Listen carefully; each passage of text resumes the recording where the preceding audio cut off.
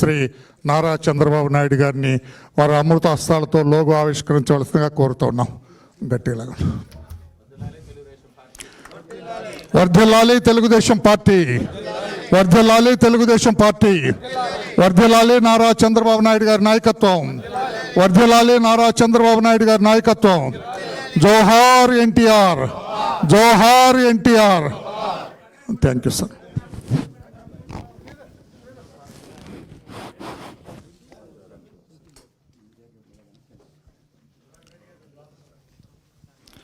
పతాక కూడా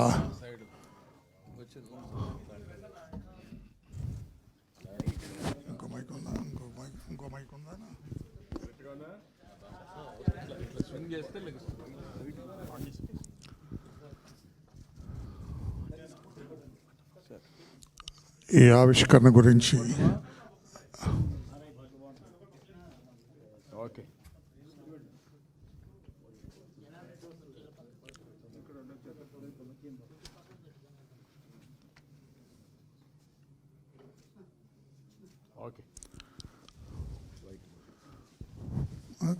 చాలు చాలు చాలు చాలు అది తీసేయమ్మది టేబుల్.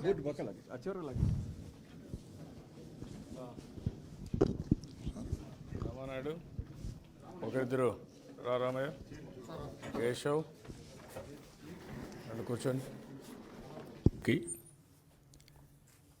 తెలుగుదేశం పార్టీ 40 సంవత్సరాలు పూర్తి చేసుకుని 41 సంవత్సరానికి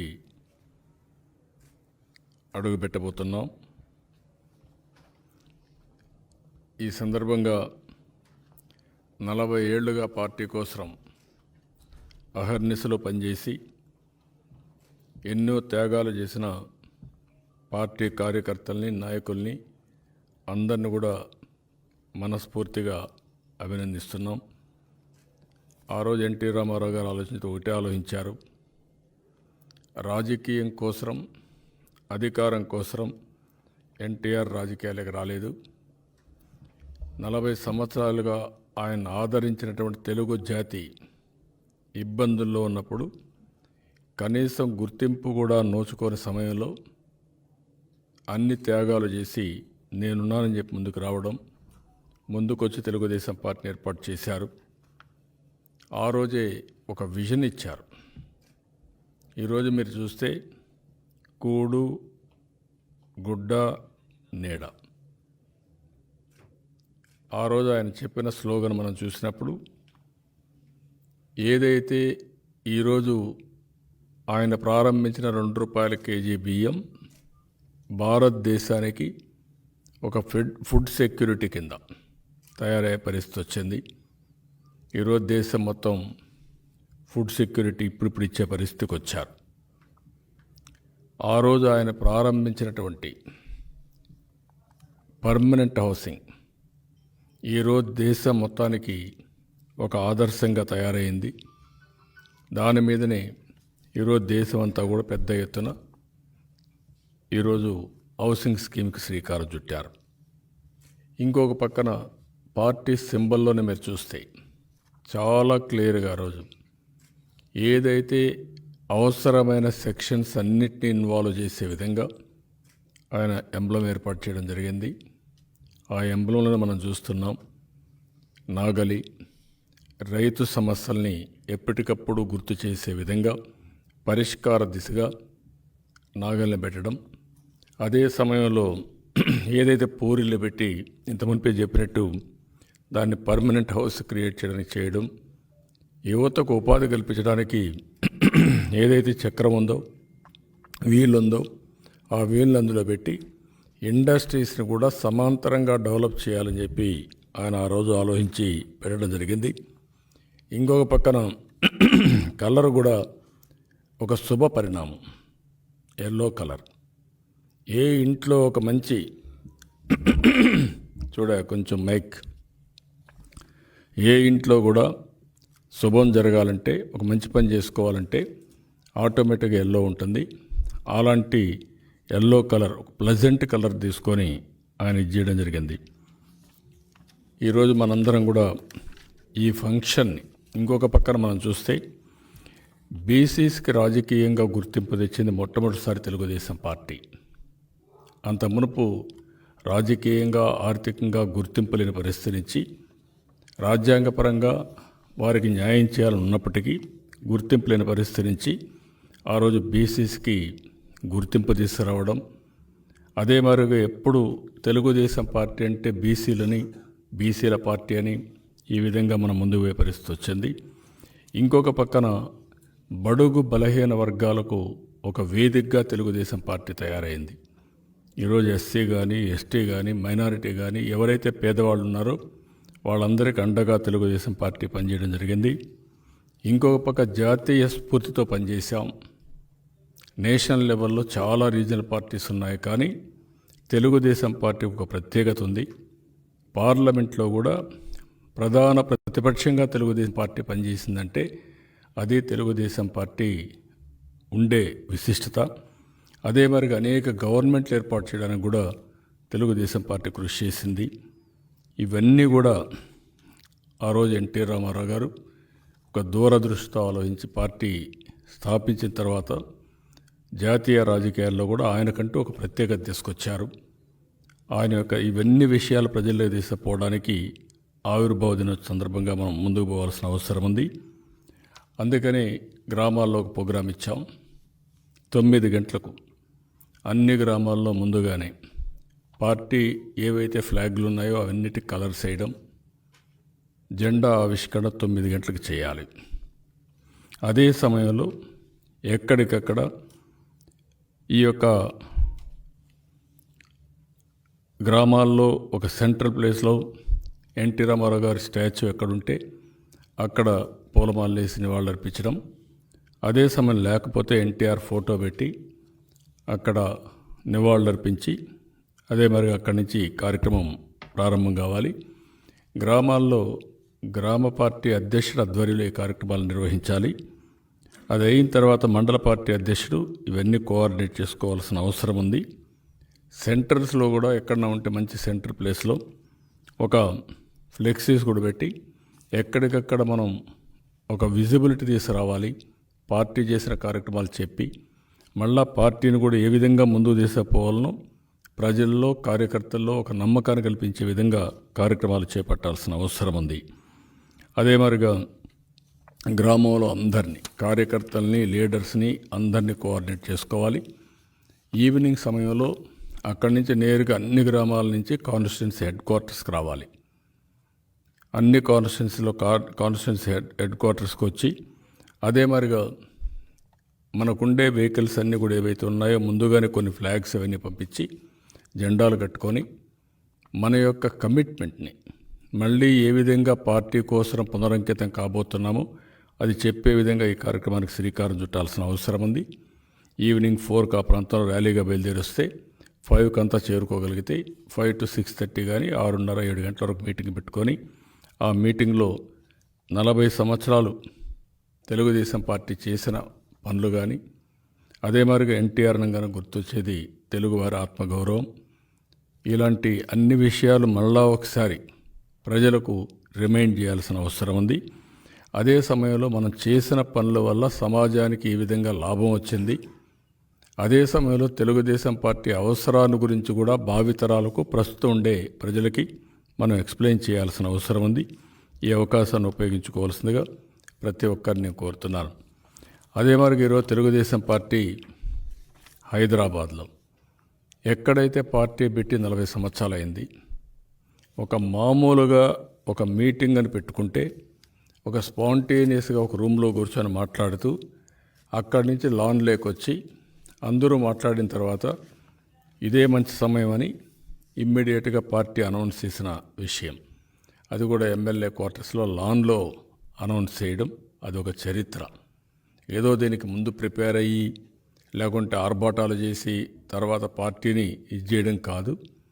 అది ఆయనకు ఉండే కమిట్మెంట్. స్పాంటేనియస్గా 10 మంది కూర్చున్నప్పుడు మనం చేస్తే బాగుంటుందంటే అక్కడనే అనౌన్స్ చేశారు. ఆ ప్లేస్ కూడా విజిట్ చేస్తున్నాం. పర్మిషన్స్ అన్ని అడిగాం. ఆ ప్లేస్ విజిట్ చేస్తాం హైదరాబాద్లో. అక్కడ హైదరాబాద్లో అది అయిన తర్వాత ఎన్టీఆర్ మెమోరియల్కి వెళ్తాం.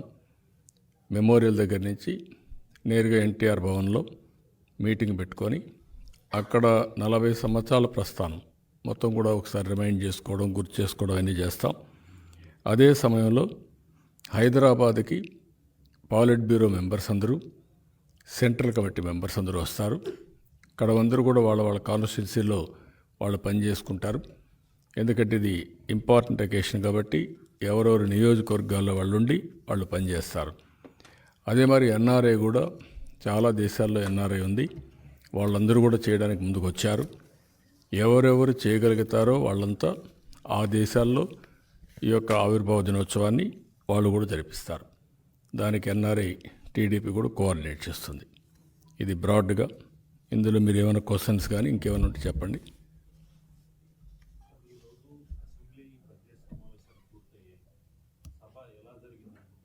సభ జరిగిందా?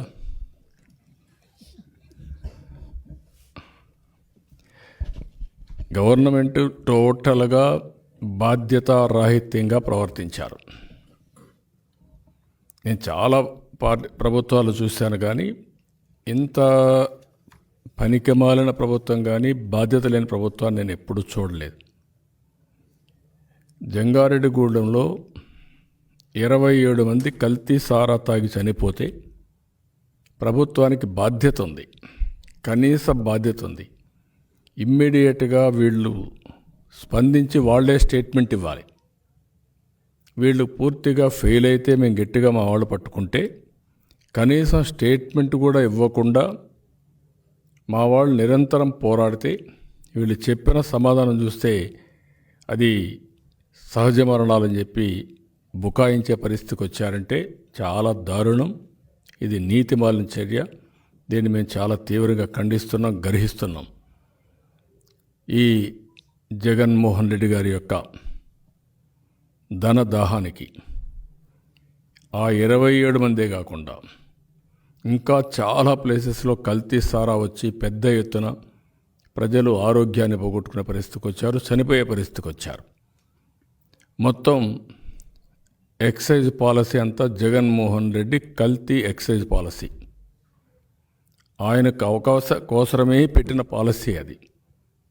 మీరు చూస్తే హోల్సేల్ మొత్తం మ్యానుఫ్యాక్చరింగ్ అంతా అతనికే కావాలి. భయపెట్టి భయభ్రాంతులు చేసి వాళ్ళందరినీ హ్యాండ్ ఓవర్ చేసుకోవడం, లేకపోతే ఆయన చెప్పిన బ్రాండ్లే తయారు చేయాలి కాబట్టి చేయించి ఆయన మొత్తం ఇచ్చేయడం. అది అయిన తర్వాత డిస్ట్రిబ్యూషన్ మొత్తం అతనే పెట్టుకోవాలి. హ్యాలోగ్రామ్ మొదలుకొని డిస్ట్రిబ్యూషన్ మొదలుకొని మొత్తం కూడా క్రాస్ చెకింగ్ మొదలుకొని అన్నీ ఆయనకే కావాలి. అక్కడి నుంచి రీటైల్గా అమ్మడం కూడా అతనికే కావాలి. ఇప్పుడు రాష్ట్రంలో ఏ ప్రోడక్ట్ అయినా ప్రపంచంలో ఒక బ్రాండ్ ఉంటుంది. ఆ బ్రాండ్ అనేది ఒకరోజు రాదు, 100 సంవత్సరాలు. మనకంటే పెద్దవాళ్ళు మెక్డవల్ తాగారు, కింగ్ ఫిషర్ తాగారు, ఇంకొక బ్రాండ్ తాగారు. ఇప్పుడు మనం కూడా చాలామంది తాగేవాళ్ళు అవి తాగుతున్నారు. ఇప్పుడు అలాంటి బ్రాండ్లు ఆంధ్రప్రదేశ్లో కనపడలేదంటే అంటే ఎక్కడికి తీసుకుపోయారు మీరు? ఏంటి కారణం? అంటే నీ నీతి మాలిన చీకటి వ్యాపారం కోసం చాలా దుర్మార్గంగా మీరు ప్రవర్తించారు. ఈరోజు మొత్తం మ్యానుఫ్యాక్చరింగ్ క్యాప్చర్ చేసుకునేది అక్కడి నుంచి లాస్ట్ మైల్లో distribution, only money, cash and carry, no online payments. కనీసం కిళ్ళీ కొట్టుకుపోతే పేటిఎం, గూగుల్ పేనో ఇంకోటో పే చేసే అవకాశం ఉంది, అది కూడా లేని పరిస్థితి. ఇవన్నీ కూడా మా వాళ్ళు సాక్ష్యాధారాలతో నిలదీశారు. చాలా క్లియర్గా కల్తీ బ్రాండ్స్ అని కూడా చెప్పారు. కానీ ఏమాత్రం లెక్క పెట్టుకోకుండా బుల్డోజ్ చేసే పరిస్థితికి వచ్చారు. దీనివల్ల చాలామంది ఆరోగ్యాలు పోతున్నాయి, చాలామంది ప్రాణాలు పోగొట్టుకునే పరిస్థితికి వచ్చారు. మేము కొన్ని టెస్టులు కూడా చేయించిన టెస్ట్ రిపోర్ట్స్లు పెట్టాం. ఇది ఇక్కడికి వదిలిపెట్టాం. దీన్ని లాజికల్గా తీసుకుపోయే వరకు పోరాడతాం. ఎట్టి పరిస్థితుల్లో దీన్ని నివారించాలి. ఇతను చేసిన అవినీతి కోసం సమాజాన్ని తాకట్టు పెట్టే పరిస్థితి, ఆడబిడ్డల మాంగళ్యాలు తెంచే పరిస్థితికి వస్తున్నాడు. ఇదంత ఈజీగా వదిలిపెట్టే విషయం కాదు. దీన్ని లాజికల్గా తీసుకెళ్దాం క్షేత్రస్థాయిలో.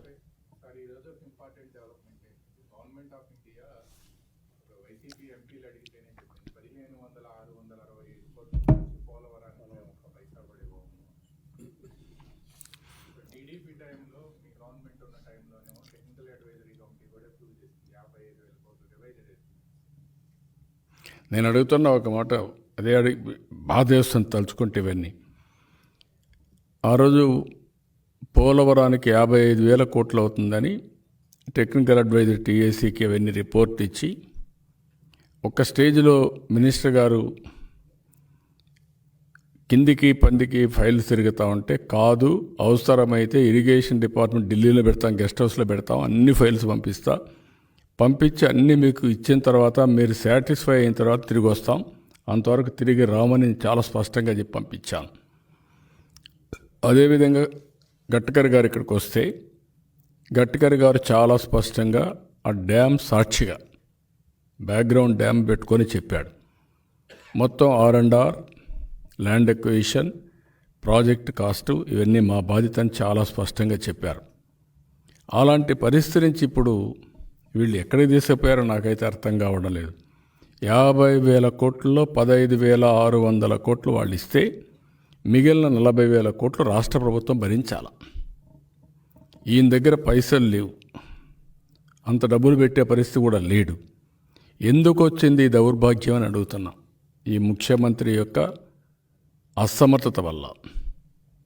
రెండోది ఇతని యొక్క ఈయన చేసిన తప్పుల్ని కప్పిపుచ్చుకోవడానికి చేసే పనుల వల్ల ఈరోజు పోలవరం బలైపోయే పరిస్థితి వచ్చింది. రెండోది నిన్న కూడా చెప్తున్నాడు, పోలవరం ఆ రోజు రాష్ట్రం మొత్తం ఎవ్రీ వీక్ విన్నారు. సోమవారం వస్తే పోలవరంగా రివ్యూ చేసి తర్వాత ఏం జరిగిందో స్టేటస్ రిపోర్ట్ అన్నీ పెట్టాం. ఎవ్రీ మంత్ ఒకసారి పోలవరం వెళ్ళి అక్కడి నుంచి పోలవరం కోసం పనులు చేయించి పరిగెత్తించి అంతవరకు ఎన్ని సమస్యలు ఉన్నాయో అన్నీ అధిగమించాం. రైట్ మెయిన్ కెనాల్ చాలామంది నన్ను సవాలు విసిరారు. కొంతమంది అన్నారు, మీరు కానీ 1 ఇయర్లో మీరు అనుకున్నట్టు పట్టిసీమ నీళ్లు ఈ కెనాల్స్ కానీ పూర్తి చేసి నీళ్లు తీసుకురాగలిగితే మేము రాజకీయాలు విరమించుకుంటా ఉన్నారు. మళ్ళీ వాళ్ళు మాట్లాడాలి, అది వేరే విషయం. అలాంటిది కేసులుంటే హైకోర్టులో అవన్నీ విత్డ్రా చేయించి వాళ్ళకు కూడా రీజనబుల్ రీహాబిలిటేషన్ ఇచ్చి అవి పూర్తి చేశాం. ప్రాజెక్ట్ సైట్లో అప్పటికే కొంతమందికి డబ్బులు ఇవ్వలేదని వాళ్ళంతా కోర్టు పోయి స్టే తెచ్చి కూర్చున్నారు. వాళ్లకు స్టే వెకేట్ చేపించి వాళ్లకు రీజనబుల్ డబ్బులు ఇచ్చి రీహాబిలిటేషన్ చేసి వాళ్ళకు పర్మనెంట్ ఇండ్లు కట్టి వాళ్ళకందరికి ఇచ్చి అక్కడి నుంచి ప్రాజెక్ట్ పరిగెత్తిచ్చాం. అట్ వన్ స్టేజ్ ఏవైతే అక్కడంతా కూడా మీరు ఒకసారి చూస్తే బావర్ ఉంది, డయాఫామ్ వాల్. ఆ డయాఫామ్ వాల్కైతే మేము ఈ కాంట్రాక్ట్తో పనిచేయలేము, మేము వెళ్ళిపోతామంటే, కాదు మీరు పోవడానికి వీల్లేదని డైరెక్ట్గా కూర్చొని మాట్లాడి రేట్లు సెటిల్ చేసి పేమెంట్స్ ఇచ్చి అక్కడ పూర్తి చేయించాం.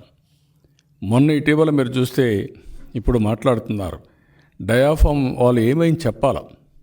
నిన్న ముఖ్యమంత్రి నంగినంగిగా మాట్లాడుతూ సబ్జెక్టు కూడా తెలియకుండా మాట్లాడుతూ ప్రాజెక్ట్ అంతా పూర్తయిపోతుంది, 1 ఇంచు తగ్గించాం, ఏదో పేపర్ని బ్లేమ్ చేయడం, తెలుగుదేశాన్ని బ్లేమ్ చేయడం మాట్లాడుతున్నాడు. నేను అడుగుతున్నా, ప్రాజెక్ట్ అంటే ఏంటి? కాఫర్ డ్యామ్ అనేది ప్రొటెక్షన్ వాల్, ఎర్తన్ డ్యామ్ అనేది పర్మనెంట్. ఎర్తన్ డ్యాము అక్కడ వీక్గా ఉంది కాబట్టి కిందన పొరలు ఉన్నాయి, ఏవైతే ఇసుక పొరలు ఉన్నాయి అక్కడ ఒకవేళ కట్టిన ప్రాజెక్ట్ నీళ్లు నిలవని ఎప్పటి నుంచో చెప్పారు కాబట్టి దాన్ని చాలా క్లియర్గా డయాఫామ్ వాల్ కింద నుంచి చేసుకుంటూ వస్తే తప్ప ఆ ప్రాజెక్టులో లీకేజెస్ ఉండవనే ఉద్దేశంతో చేశారు. అది చేసి కంప్లీట్ చేసిన తర్వాతనే ఎర్తన్ డ్యామ్ వస్తుంది. ఆ రోజు చేసిన పనులు 2% 3 ఏళ్లలో చేశారు. ఆ రోజు అన్ని ఇబ్బందులుంటే అన్ని ఇబ్బందులు అధిగమించి నేనైతే గడ్కరీ గారు పూనాలో ఉంటే పూనాకు కూడా వెళ్ళా, పండగ పూట వెళ్ళా. దేనికోసం వెళ్ళానంటే ఏదో ఒక విధంగా వాళ్ళకి కమిట్మెంట్ తీసుకోవాలని చెప్పి వెళ్ళి 1-2 సార్లు కన్ఫ్యూజన్ ఉంటే నేను యాక్టన్స్ చదివినిపించి కడాన వాళ్ళని కమిట్ చేసి దాని ప్రకారం ముందుకు పోయాం. ఈరోజు ఏమైందని అడుగుతున్నాం. అంటే ఈ రాష్ట్రంలో మనం ఒకసారి చూస్తే పోలవరం పూర్తిగా నిర్వీర్యం చేసే పరిస్థితికి వచ్చారు. 2000 సంవత్సరానికి 19లో నేను ఒకటి ఆలోచించాను, 2000 జూన్లో నీళ్ళు ఇవ్వాలనుకున్నాం, ఇచ్చుండేవాళ్ళం. జూన్ పోయింది, వీళ్ళు ఏం చెప్పారు, డిసెంబర్కి ఇస్తామన్నారు. 2021 అన్నారు, 22 అన్నారు, ఇప్పుడు 23 ఎట్లా ఇస్తారు నీళ్లు? డయాఫామ్ వల్ల ఎప్పుడు పూర్తవుతుంది? మీరు చేసిన దరిద్రమైన పని. ఆ రోజు మేలో మా ప్రభుత్వం ఎలక్షన్స్ వచ్చాయి. ఎలక్షన్లో మేము ఓడిపోయాం. ఆ రోజు ఏదో జరిగిపోయిందని ఎంక్వైరీలు వేస్తామని బెదిరించి కడాన పనిచేసే కాంట్రాక్టర్ని తప్పించారు. అదే కాంట్రాక్టర్గా నుంటే అప్పుడే మీరు కాఫర్ డ్యామ్ పూర్తయ్యేది. కాఫర్ డ్యామ్ పూర్తయి ఉంటే ఆ ఫ్లడ్ వచ్చినా నీళ్ళు వచ్చేటివి కాదు, డయాఫామ్ వాళ్ళు కొట్టుకోబోయేది కాదు. డయాఫామ్ వాళ్ళు కొట్టుకోబోయేట్టుగా నువ్వు చేసి మళ్ళా తిరిగి తెలుగుదేశం పార్టీని బ్లేమ్ చేస్తున్నావు. అంటే అబద్ధాలు చెప్పి చెప్పి చెప్పి అలవాటైపోయింది. నరాల్లో అబద్ధాలు జీర్ణించకపోయినాయి. ఈ ముఖ్యమంత్రికి ఒక్క మాట కూడా నిజం చెప్పడం చేత కాదు. ఆ విధంగా ఇప్పుడు పోలవరాన్ని నాశనం చేసే పరిస్థితికి వచ్చారు. ఇది రాష్ట్రానికి లైవ్ వైర్. ఆ రోజు నేను ఒకటే చెప్పేవాడిని, పోలవరం అమరావతి రెండు కళ్ళు, ఈ రెండు కళ్ళు పొడి చేసే పరిస్థితికి వచ్చాడు ఈ ముఖ్యమంత్రి. రాష్ట్రాన్ని గుడ్డి చేసే పరిస్థితికి వచ్చాడు. చాలా దుర్మార్గం.